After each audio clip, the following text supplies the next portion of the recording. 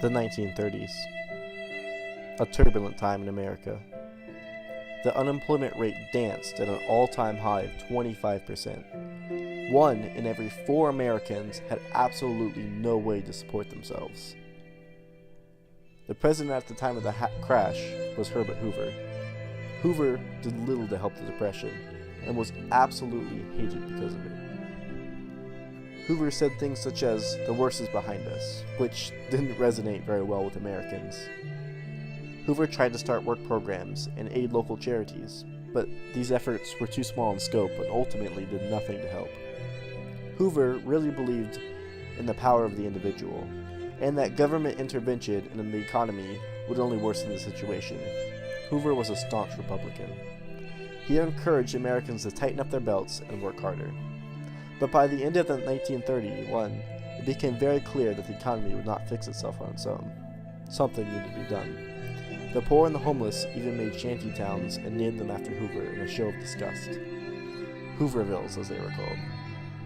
So when the presidential election of 1932 rolled around, not too many voters were eager to reinstate the Republican. While FDR's New Deal and socialist reforms spoke to the desperate people who wanted the government's help, and were getting little from Hoover.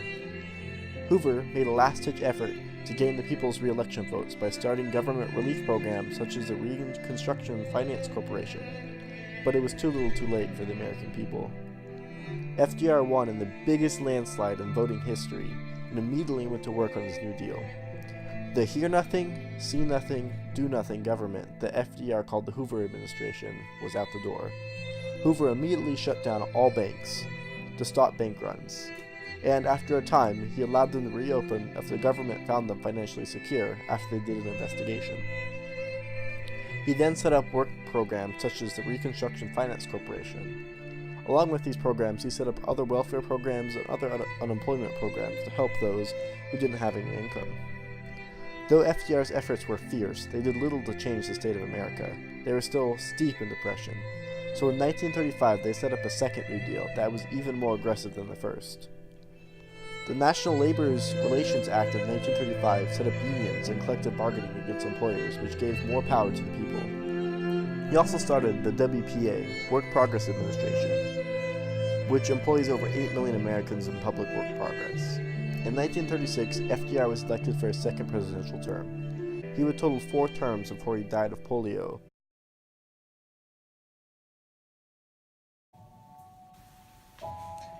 Since the stock market crash, families lost their homes, jobs, children, etc. Many of the fashions, fads, games, and other social changes had little progression from the 1920s because people were attempting to survive. Separation among the lower, middle, and wealthy classes became very prominent in the 1930s.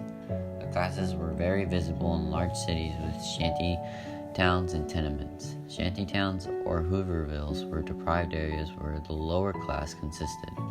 Both shanty towns and tenements had very poor and unhealthy living conditions. Shanty towns consisted of shacks built of plywood, newspaper, cardboard, metal scraps, and trash. Tenements were crowded, broken down apartment buildings. The settlements had insufficient basic public necessities like a sewage network, electricity, fresh water, rainwater drainage, etc. Additionally, they had significant rates of crime, suicide, and disease. Suicide rates skyrocketed because people couldn't subsist with failure, shame, loss, and status. It went from 12.1 per 100,000 people in the early 1920s to 18.9 per 100,000 people in 1929. The crime ranged from stealing food from local markets to gangsters robbing banks. In 1933, the crime rates were 9.7 per 100,000 people. If lower-class individuals were not subsisting in shantytowns or crowded tenements, they were hobos. Hobos would live by begging from door to door and developed a method of communicating through hieroglyphs. The hieroglyphs would tell if the house was dangerous or provides opportunity for food. They would constantly travel by train to search for employment and food because people had little to spare. Normally, the middle and wealthy class never became involved in aiding the lower class. At the time, it was seen as weak and disgraceful to receive money not earned by yourself. When the New Deal and acts were established to help the poor, it frustrated the upper class because it was their taxes funding them. Tension was developed because of work strikes on business for raises. The upper class feared the lower class would seize control, similar to the Russian Revolution. President Roosevelt only focusing on the lower class essentials aggravated the upper class. They never had a voice during the Great Depression.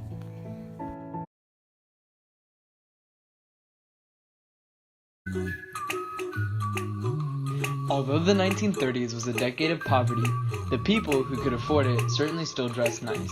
The men would often wear suits and ties and would sometimes wear fedoras.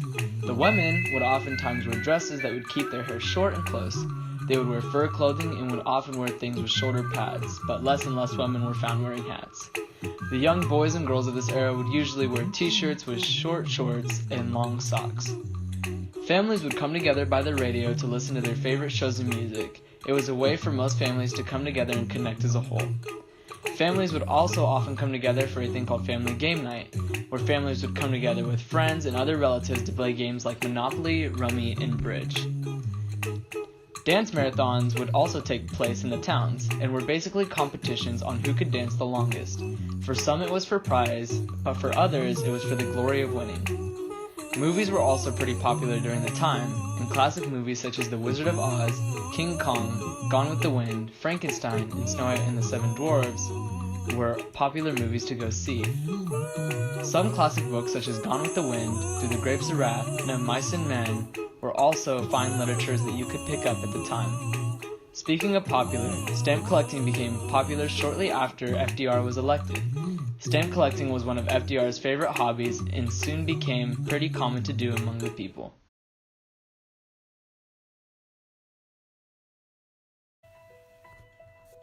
Stock market crashes. October 24th, 1929. Stock market crashes because of some investors hearing a rumor of stocks declining.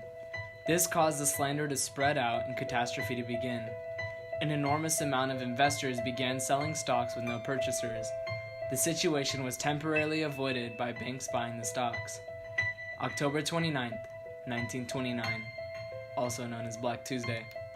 Once again, the stock market crashes. Companies with strong foundations were even damaged. The day caused investors to lose more than $30 billion, equivalent to the amount the United States sacrificed during World War I.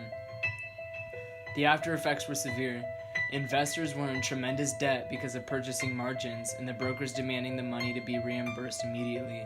Normally, the investor would sell their stock for a significantly lower price and then relinquish all their savings to repay the loans. Families greatly suffered because of debt.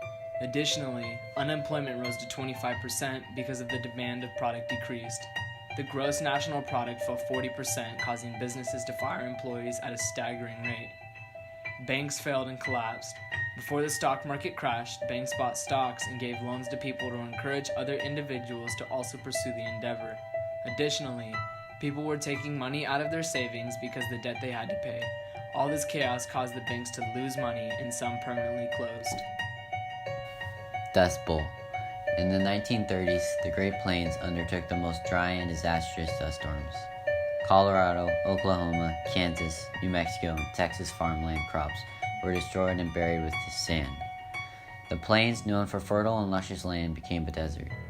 Houses would be covered in newspaper on walls and windows because it was the only accessible substance that would prevent sand coming into the home. The bottom of the doors would be covered with clothing and blocked with furniture. The lucky families who could afford the trip were able to depart to relatives and friends. Others had to subsist through the storm with little money and no method to gain income. Even if there was a possibility farmers could plant the crops, the prices of crops plummeted 50% because food wasn't an affordable item. Subsequently, farmers would request loans from banks because of the small income to reimburse for housing and other necessities. Foreclosures sparked, leaving families wandering and begging for sustenance. Bonus marchers. In 1924, the government pledged to provide $1,000 in 1945 to each veteran of World War I for their service. In May 1932, unemployed veterans were stranded on the streets. A segregation of them instituted a riot at the Capitol to convince the government to provide the payment early. The men drastically required the money, but the government could not afford it. Hoover denied their request and most veterans left. The stubborn remained, and Hoover then dispatched police and soldiers to have them removed. A brawl broke loose and hundreds were injured. The temporary camps were burned down and they were obligated to leave with their wife and offspring. Americans lost trust in Hoover's decisions because of the cruelty of the armed soldiers towards the defenseless veterans that day.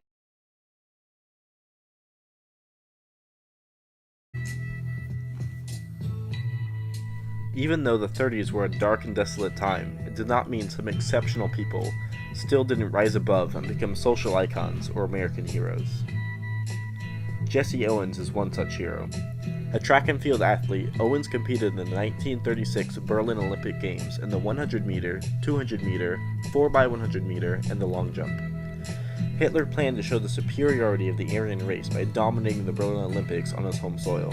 Owens, being African American, not Aryan, took home 4 gold medals in all 4 events he competed in, desolating the German team and taking home pride for American and all non-Aryan races.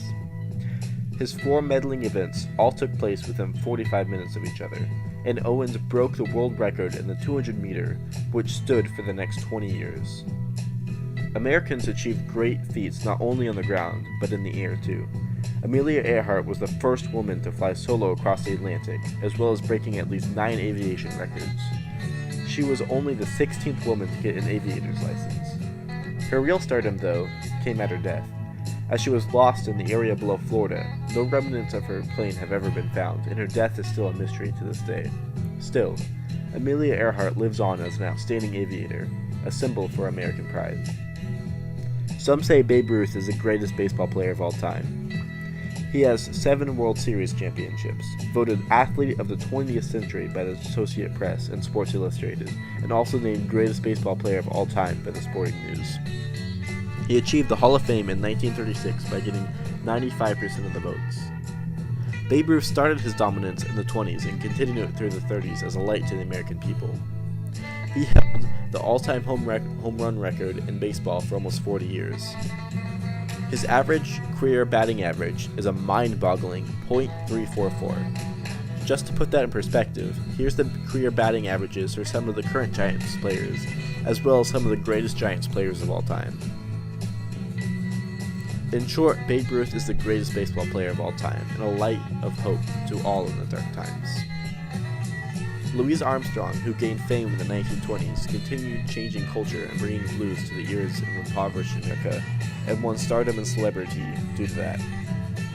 Along with that, FDR, whose New Deal popularized socialist programs all throughout America, gained the popular vote and won in the 1932 presidential election, as well as winning re-election in 1936. His socialist programs were well received, but did little to help. The Depression would not be broken until World War II came in the 40s. Though FDR is one of the most important presidents in American history, and either beloved or hated, depending on who you talk to.